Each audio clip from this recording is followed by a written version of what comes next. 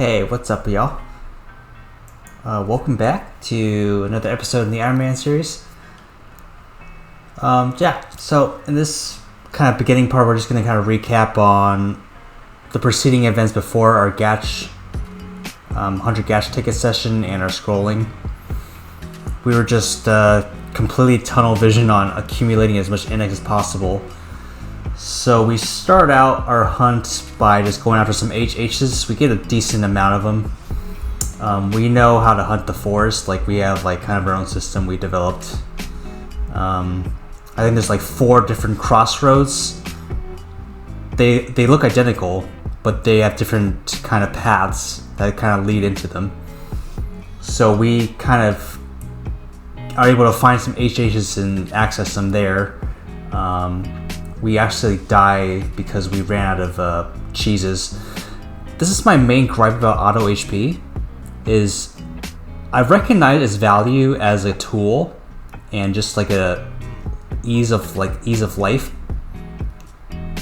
kind of feature, but it makes me personally a bad player because it's one less thing to think about, and I just don't think about manually potting, which is, reality check. You have to always be ready to manually pot for like a game failure or situations like that we ran into, and I just it just doesn't kind of go through to me, so it makes me a bad player.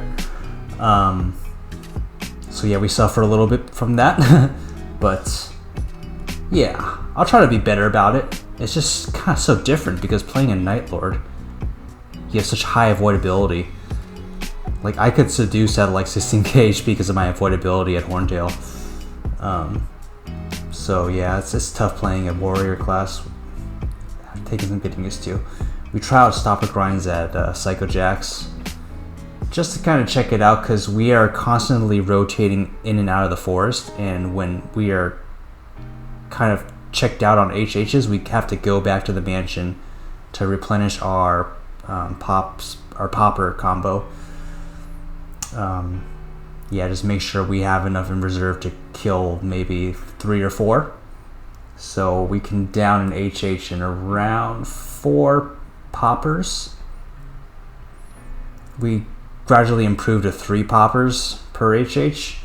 So yeah, just try to have like 24 at least on hand of both. And yeah, this is the crossroads I'm talking about. We kind of can get to all the different types of crossroads. Like, there's 4 of them, yeah. And I guess some of them are not as frequently checked, and we get lucky. Pretty good index gain from this. This really kind of got us on our way to getting that 14k in 2 days. Got us there. And we're skilled enough crusher now, spear crusher. I am okay. So I consulted our career. He's like a career DK. He's a guildmate. I just kind of went to him for some advice, and he called me a weirdo for skilling up spear fury instead of polearm fury. And very importantly, he advised me to go to 25 base decks, and we listened. So kind of throughout this leveling progression, we put 6 more additional base decks, and we are 25 base. And I think it's the right call because there's some accuracy issues coming up. Like for Pap, we're going to have to popper the second body of Pap, because we're gonna need around 260 something, 268 accuracy, I think, at level 105 to hit him at 100%.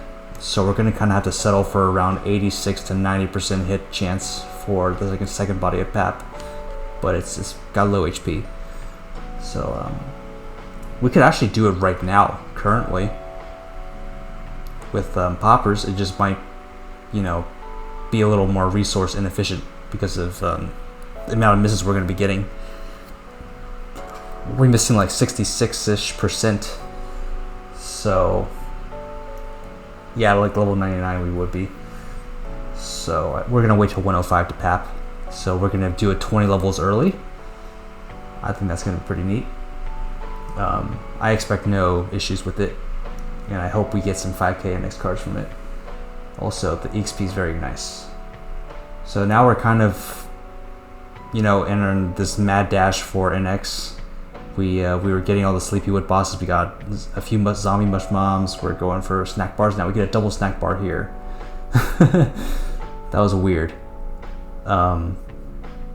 Yeah, I don't know what that was all about, but we'll take those. We take those. Get a nice little extra NX infusion. And we pretty much knock out every single snack bar in all the channels. I guess this is not like a really often checked boss or something. It might be now that people have seen it and realized that it's always up. So we kind of use this as like an NX farming sink or source kind of throughout our leveling venture. It's nice. We get around, I think we net around 3k in NX cards here. Maybe 3.5k. Get our card set done there. So yeah, I'm just thinking ahead here, because this is I have nothing to add about what is currently being shown. Like, this is just very basic, you know, NX farming, and then we go to Junior Balrog. They don't really, these don't really drop NX cards as frequently as other area bosses, I realized, and I figured we just kept going for the scrolls, potentially a Spear 60 or something, even though I swear against 60s now. But yeah, anyways, thinking ahead, we can Crex. Is it realistic to Crex? I was thinking about Crex, like around 110. Do it 30 levels early, because we should have the accuracy requirement to Crex just fine with a sniper pill. But it has like 500 million total HP. So we currently, at our strength, we clear 3.5 million in around 3 to 4-ish minutes. So let's just go up to 4. So 500 million divided by 3.5 million is like roughly 100. Anyways, we'd need like 500-ish pops and stoppers to do a Crex, and that's kind of a little unreasonable. So yeah, I'll have to think a little more on that. If we can get like a big power up, that would be great. Anyways, so now we're kind of taking care of that PAP request, because we have that accuracy boost from our Scorlling session. It actually wasn't quite as bad as I made it out to seem. I don't know, that was just kind of a lot of uncalled for negativity, because our Scorlling opened up a lot of content. Like, we can do Gallows now, we could do that PAP request, and just wait till we get a little higher level for the Gatekeepers and Thanatos. But yeah, Gallows are pretty nice. The strategy in GMS I used was to use these until level 100. You know, with like 4 times EXP, with like coupons, or if there's a 2 times of EXP event. Very fast, very fast experience. And they drop GFAs, they drop bottomware decks 60s. So definitely high value drops for us, potentially. So we start putting in decks now because you know, our career DK kind of advisor suggested so, and he knows more than I do, and I trust him. He's also very good, very good DK. Kind of has some renown here. I won't really say his name though, just to keep his anonymity.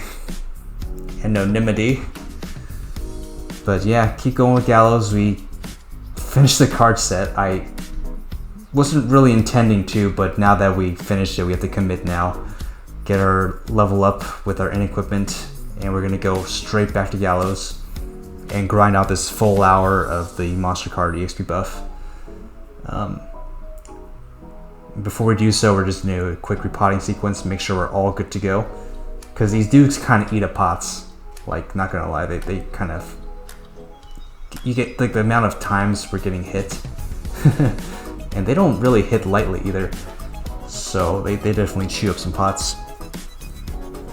But it's okay, the EXP is worth it. And we get, I think, 2 or 3 GFA 60s and 1 bottom Dex 60 out of this grind here. So I'm pretty, you know, satisfied with that. I mean, they're 60% scrolls. They're completely unreliable, and I almost want to just throw them away because of the fact that they're 60% scrolls. But we have to kind of not move with our emotion, kind of think realistically. They have some application. We'll probably use them. I'm not going to have any sort of high hopes because they're 60% scrolls. They failed us in every single scrolling session we had so far. So maybe we can try to optimize a sort of dummy scrolling pattern. Although the very existence of it is tenuous at best, because you can't categorize RNG. RNG is what it is. So yeah, I don't understand. I'm just like a gambler and like a superstitious degenerate. So that's the conclusion I've drawn. Anyways, we're at Typhoons now. These are incredible experience. And we get knocked off here. So we got enough Typhoon feathers. We got the 4 to get the Mark of Heroism, so we can skip that JQ. Every time we get knocked off, it's inevitable. Like, the Thorn's not gonna protect you every time. The iframes, they're gonna find an opening to hit you. And sometimes you're gonna get blown left. So yeah, we get that just to skip the JQ, just to make ease of grinding here. Pretty popular spot, especially for CBs, Chief Bandits. I remember back in GMS, yeah, you just use Band of Thieves and just stand on that Thorn and just kind of do what we're doing, except with an AoE spell or skill. And we get a couple levels here. So yeah, we actually accidentally activated the Typhoon monster card EXP bonus because I was like kind of tired. I wasn't prepared to do this grind, this 1 hour of just EXP grinding. But we get through it. The games are kind of, you know, it's very fast leveling there. We can get a level like every hour. So at the Typhoons, we got a 2 top wear strength 70%. I'm pretty happy about that. I hope they work on our 10-4 top. And yeah, other than that, the Typhoon map doesn't have anything else of interest. We get 2 Spear 30s out of this final snack bar grind here. Spear, they're 60%, like I said. Like, I have no high hopes for them. I have 0 hopes for that, for those to go through. But, you know, cool minds prevail, right? They have applications. We should probably use them. just you know, get over ourselves. Stop being a baby. And yeah, just hope RNG is on our side. That's all there is to it. The game is in control. Or a random number generator is in control. Which is a part of the game? I don't know. Anyways, like before this, all the snack bars are up. We get pretty much all of them.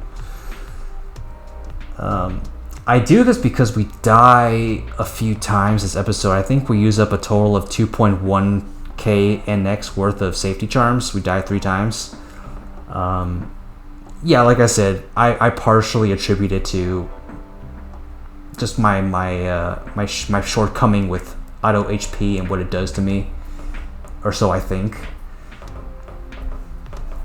But then again, it's like there's no excuse. I shouldn't be dying that much. That could be NX that could have gotten us a day earlier to Yatch. You know, that's gonna hurt us. And right here, a Black Crow spawns right on top of us. So I couldn't do anything about that, I don't think. Like, I had maybe 1 second to react, and I wasn't expecting it. And we were trying to Zerk it, so there's no way we were going to survive the touch damage. Anyways, we kind of pause here, and we're going to finish up at 105 because that's our target level to kind of start doing stuff. And I think that's our plan. So yeah, going to pick it up when we start up again. So yeah, see you then. Thanks.